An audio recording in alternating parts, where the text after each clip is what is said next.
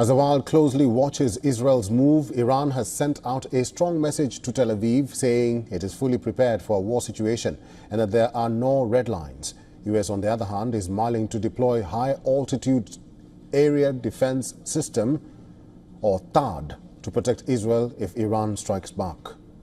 Here's a report which tells you how America's move will impact the war if it orders the deployment.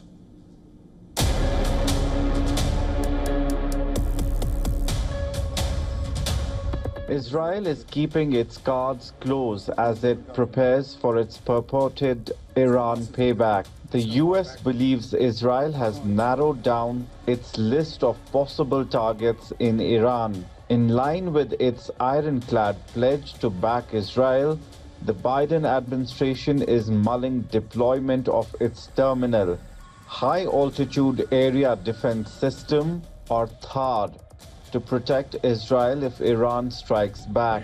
The US has various missile defense systems positioned across West Asia and Europe, including Patriot systems. US officials have been deliberating for months on the air defense systems it can deploy in the region as well as their placement. If the US transfers THAAD to Israel, its battery can be used to intercept Iranian missiles, but this will require the deployment of American soldiers to operate the sophisticated air defense system. Moreover, this will be the first time US will be sending its troops to Israel to tackle ongoing crisis. The US Army is currently operating 7 THAAD batteries, each typically composed of 6 truck-mounted launchers, 48 interceptors, radio and radar equipment. The operation requires 95 soldiers for each battery. THAAD is considered complementary to the Patriot, but it can defend a wider area. It strikes targets at ranges of 150 to 200 kilometers. It's designed to intercept short, medium, and intermediate range ballistic missiles.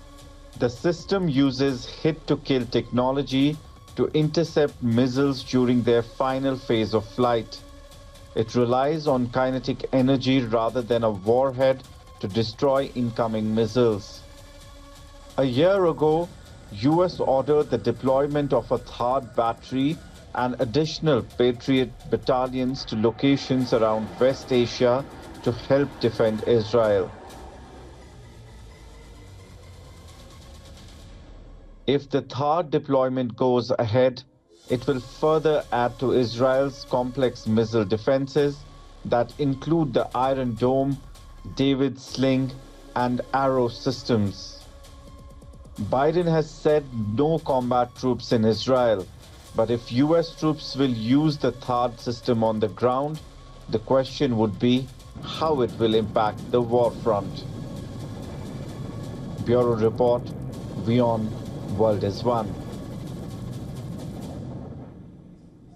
Dov Zakhaim is the former Undersecretary of Defense in George W. Bush administration and currently Senior Advisor at Center for Strategic and International Studies. Is now joining us live from Washington, D.C. Mr. Zakhaim, thank you very much for making time for us and welcome. Do you think Israel, although indirectly, has attained its long-aspired objective of dragging the U.S. into a war with Iran if America does indeed deploy the THAAD? Not necessarily. We are committed to defending Israel or helping to defend Israel. THAAD is fundamentally a defensive weapon. It can't attack Iran. We have ships in the region. We are not using our aircraft on the carriers to attack Iran. So, no, I don't think it's a matter of dragging America in. On the other hand, we've already been involved in shooting down Iranian missiles and Iranian drones. And not only us, the Jordanians, for their own reasons, have done that. The British have done that. This is just another example of America defending Israel. But I think we've been very clear all along, and still are, that we're not going to help Israel offensively. And that's a major message, particularly when you think about the possibility of Israel attacking Iran's nuclear sites. Mr. Biden has said absolutely not. Mr. Zakhaim, Iran says there will be no red lines in its defenses. What do they mean by that? What do you understand from that statement by Iran? Well, it's ambiguous, of course. What do you mean by a red line, considering that they've fired ballistic missiles over nearly 200 ballistic missiles at Israeli cities and facilities? To me, that's pretty much a violation of any red line. I mean, in effect, it's an act of war. And it isn't the first time. I mean, after all, in April, they did the same thing.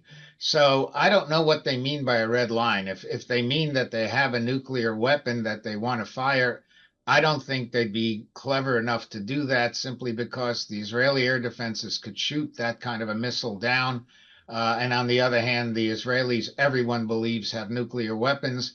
And that could be the end of a lot of Iran and certainly of Tehran. So I don't think it's that.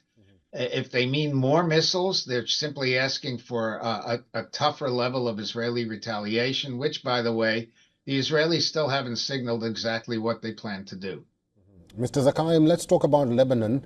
And we had the Israeli Prime Minister Benjamin Netanyahu saying or urging the United Nations Chief Antonio Guterres to remove the peacekeepers in Lebanon because they pose a great danger. If a war is to erupt, then they will be in danger. Do you think Israel is using, or Prime Minister Netanyahu is using that as a scapegoat? Not really. The problem, as we know, and you know, there have been secret Hamas documents that have now been made public and even reviewed by the New York Times that indicate how Hamas and Hezbollah have colluded, perhaps not as much as Hamas had wanted, but certainly colluded against Israel. And both of them use their fighters with hiding behind civilian shields, human shields. And so what Netanyahu is essentially saying is that UNIFIL, the so-called peacekeeping force, is in great danger if the Israelis go after these Hezbollah fighters. Now, I should point out that I'm biased. I had a very close friend who was in UNIFIL and was killed by terrorists. In fact, my small children at the time had dinner with him a week before he was killed and then saw him dead on television. So I have no sympathy for the terrorists, and I know exactly what they're trying to do with UNIFIL. Netanyahu knows very well that the UNIFIL's not going to move. Guterres has not been particularly sympathetic to Israel, but at least he's laying down a marker that if UNIFIL is wise, it would move away because they're going to go after the Hezbollah fighters. Now, one could argue whether they should have gone in on the ground in the first place. I personally was not so sure it was a wise idea, but they're there on the ground. They're being fired at. And they want to clear out every Hezbollah fighter up to the Litani River and as well go after the Hezbollah leadership, which they've already had. So given all of that, it would be wise for UNIFIL to pull out. But if they don't, they really are in danger. There's no question about it.